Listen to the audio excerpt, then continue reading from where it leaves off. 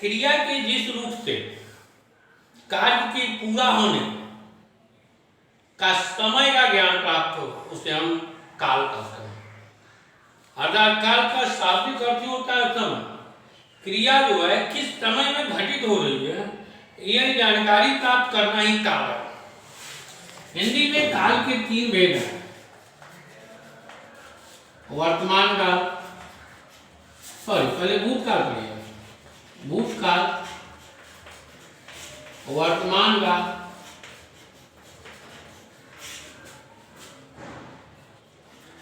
और भविष्य काल।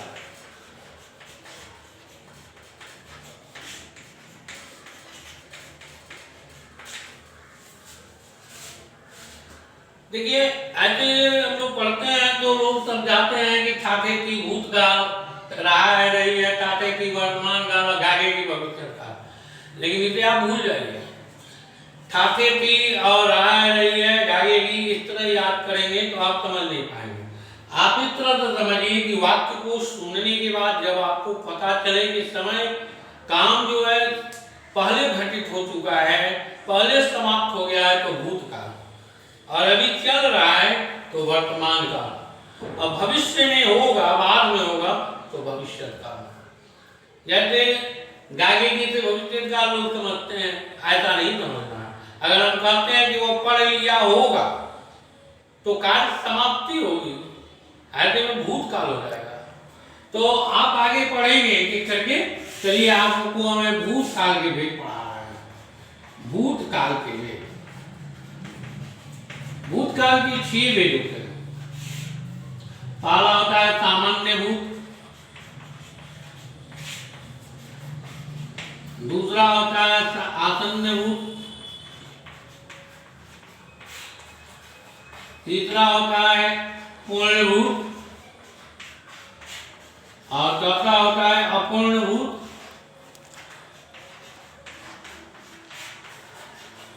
और पांचवा होता है संदिग्ध भूत,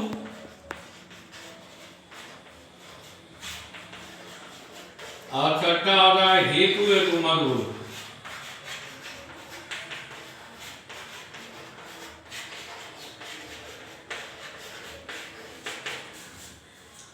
सामान्य भूत मैं पढ़ा, वह खाया, बड़ा वाक्य भी हो जाएगा। मैंने आम पढ़ा, मैंने किताब पढ़ी, उसने आम खाया, वे लोग घर गए। सामान्य रूप से जहाँ क्रिया घटित होती है उसे हम कहते हैं सामान्य भूत। दूसरा आसन्न भूत, आसन्न भूत का अर्थ होता है जो अति शीघ्र तुरंत समाप्त हुआ, तुरंत समाप्त हुआ। तुरंत समाप्त वाला वाक्य क्या होगा? जैसे मैंने पढ़ लिया है,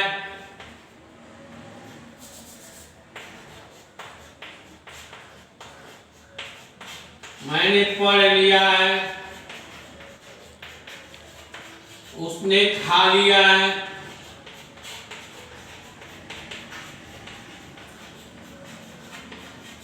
अभी शीघ्र ही जो क्रिया अभी समाप्त हो रही है तुरंत, उसे हम कहते हैं आसन्न भूत। ये आसन्न भूत है। अब पूर्ण भूत क्या है? काम बहुत पहले समाप्त हो गया है। जैसे हम कहते हैं मैंने किताब पढ़ा,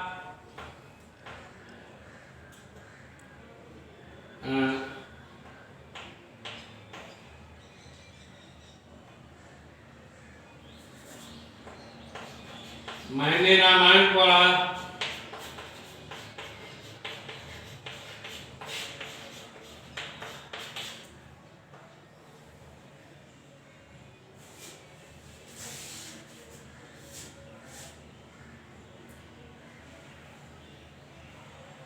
था, मैंने रामायण पढ़ा था, वे लोग घर गए थे, वे घर गए थे। काम बहुत पहले जब समाप्त हो, बहुत पहले काम की समाप्ति का बोध होता है तो उसे हम कहते हैं पूर्ण भूत। और जब काम ऐसा लगे कि अभी भी चालू हो सकता है, भूतकाल में मैंने देखा था, लेकिन अभी भी चालू हो या ना हो आपको पता नहीं है। जैसे लड़के खेल रहे थे, लड़के खेल रहे थे तो थे, इसमें भी थे लगा है, लेकिन खेलने का काम बच्चों का समाप्त हुआ कि नहीं हुआ पता नहीं चल रहा है। यहाँ जो है मैंने रामायण पढ़ा था तो पहले पढ़ लिया, ये मेरा काम पढ़ने का समाप्त था। वो एक घर गए थे, तो वे घर गए थे तो काम उनकी जाने का काम समाप्त था, लेकिन लड़के खेल रहे थे में ये पता नहीं चलता कि बच्चों का काम खेलने का समाप्त हुआ कि नहीं, है ना। मैच चल रहा था, मैच चल रहा था तो मैच चालू था।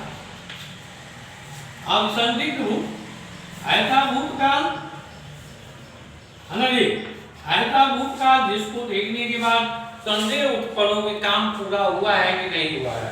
जैसे माँ खाना बना रही होगी, माँ खाना बना रही होगी,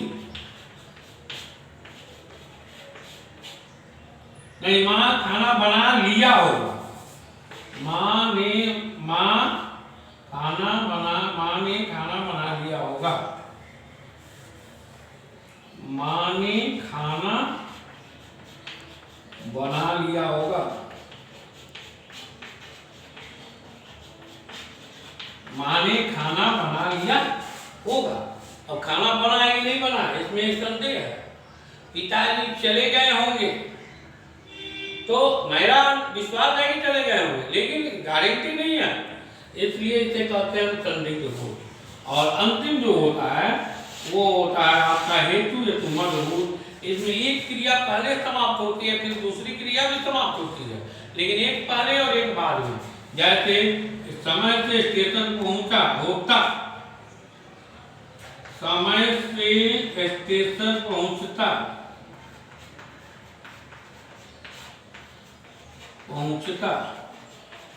तो वो गाड़ी नहीं छूटती।